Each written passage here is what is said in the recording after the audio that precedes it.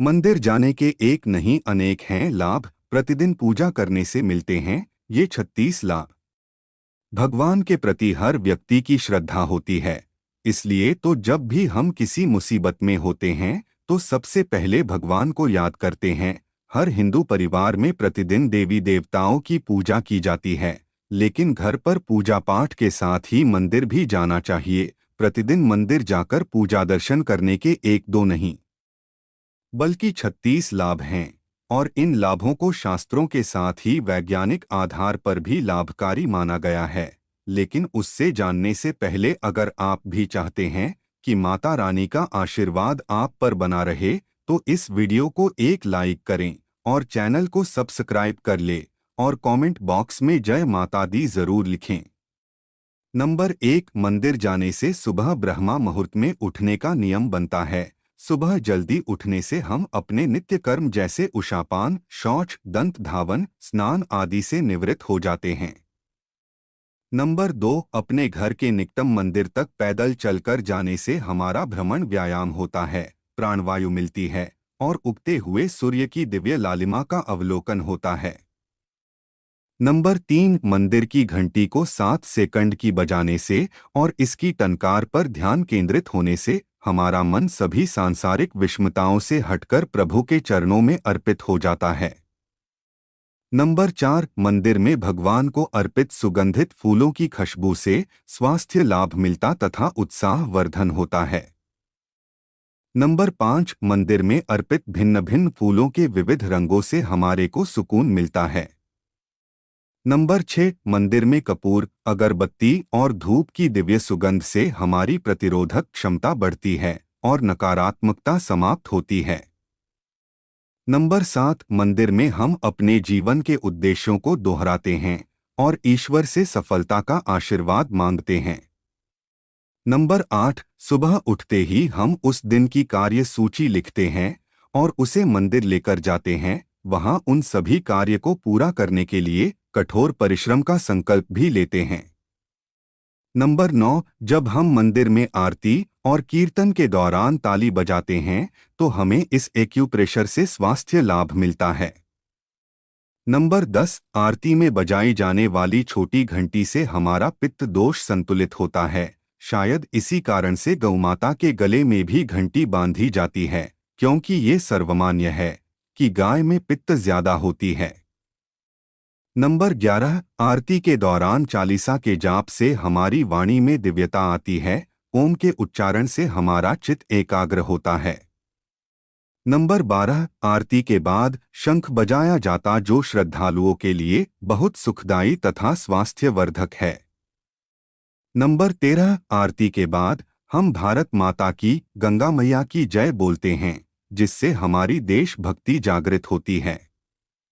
Number 14, हर मंदिर में आरती के बाद गौ रक्षा तथा गौ हत्या बंद होने का संकल्प जरूर दोहराते हैं।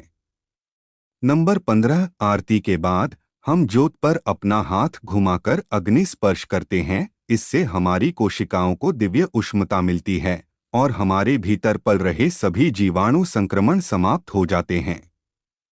नंबर 16, ज्योत पर हाथ फेरने के उपरांत अपनी उष्ण हथेलियों को आंखों से लगाते हैं। इसकी गर्माहट आंखों के पीछे की सूक्ष्म रक्त वाहिकाओं को खोल देती है और उनमें ज्यादा रक्त प्रवाहित होने लगता है। हमारी आंखों की ज्योति में वृद्धि होती है। नंबर 17, ज्योत पर हथेली रखना हमारे द्वारा हुई सभी भूल चूक के प्रायश्चित का भी प्रतीक है। नंबर 18, आरती के बाद हम दंडवत होकर माथा धरती पर लगाते हैं। इससे हमारा अहंकार खत्म होकर धरती में समाहित हो जाता है।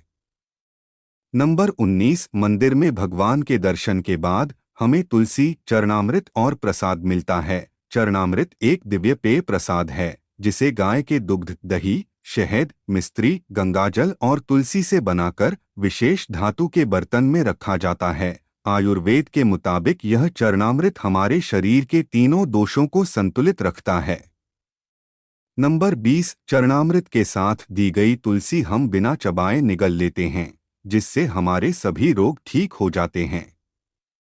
नंबर 21, मंदिर में पूजा अर्चना के बाद जब हम भगवान की मूर्ति की परिक्रमा करते हैं, इससे पूरे ब्रह्मांड की दैवीय ऊर्जा गर्भस्थान के शिखर पर विद्यमान धातु के कलश से प्रवाहित होकर ईश्वर की मूर्ति के नीचे दबाई गई धातु पिंड तक जाती है और धरती में समा जाती है। नंबर 22, गर्भस्थान की परिक्रमा के दौरान हमें इस ब्रह्मांडीय ऊर्जा से लाभ मिलता है। नंबर 23, मंदिर की भूमि को सकारात्मक ऊर्जा का वाहक माना जाता है। यह ऊर्जा भक्तों में पैर के जरिए ही प्रवेश कर सकती है, इसलिए हम मंदिर के अंदर नंगे पांव जाते हैं। नंबर 24, मंदिर से बाहर आते हुए फिर से घंटी बजाकर हम संसारिक जिम्मेदारियों में वापस आ जाते हैं। नंबर 25, मंदिर में सूर्य को जल अर्पित करने से हम उसकी अलौकिक किरणों से लाभान्वित होते हैं। नंबर 26, पीपल, बरगद को जल अर्पण करने से हमें वहां फैली खास तरह की ऑक्सीजन मिलती है। ये सभी एक दिव्य वृक्ष है जो बहुत अधिक मात्रा में प्राणवायु को चारों ओर विसर्जित करते हैं। इसके पत्ते इतने संवेदनशील होते हैं कि वे रात्रि में भी चंद्रमा की किरणों से ऑक्सीजन पैदा करते हैं। नंबर 27, मंदिर में हम तुलसी के पौधे और केले के पेड़ को भी जल देकर तृप्ति होते हैं। नंबर 28, मंदिर में बाहर आकर हम वहां मौजूद जरूरतमंदों को दान पुण्य करते हैं, जिसमें हमारे मन में शांति आती है। नंबर 29, मंदिर के माध्यम से हम अपनी कमाई का दशम सामाजिक कार्यों में लगाते हैं और समाज में समरसता, सौहार्द आता है। नंबर 30, आजकल शहर में घरों में गौ माता रखने का प्रावधान नहीं है, लेकिन हम मंदिर जाकर गौ को ग्रास देकर अपने संस्कारों को जारी रख सकते हैं। नंबर 31, प्रतिदिन मंदिर जाने से हमारा नए नए और धार्मिक लोगों से परिचय होता है।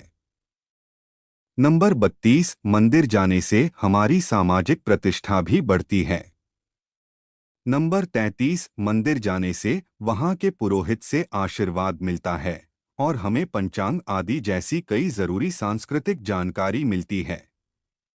नंबर 34, पंचांग के श्रावण या पाठन से हमें अपनी धार्मिक जिम्मेदारियों का पालन करने में मदद मिलती है और हमारा कल्याण होता है। नंबर 35, मंदिर में सभी वेद, पुराण, गीता, रामायण, महाभारत आदि शास्त्र मौजूद होते हैं, जिन्हें पढ़कर हम अपना जीवन सफल कर सकते हैं। नंबर 36, इसलिए हम सभी को प्रतिदिन मंदिर जाने का संकल्प लेना चाहिए। इससे हमारा समाज संगठित होगा, संस्कृति की रक्षा होगी और हमारा प्यारा भारत पुनः विश्व गुरु बनेगा। दोस्तों, वीडियो अच्छी लगी हो तो लाइक और सब्सक्राइब जरूर करें। धन्यवाद।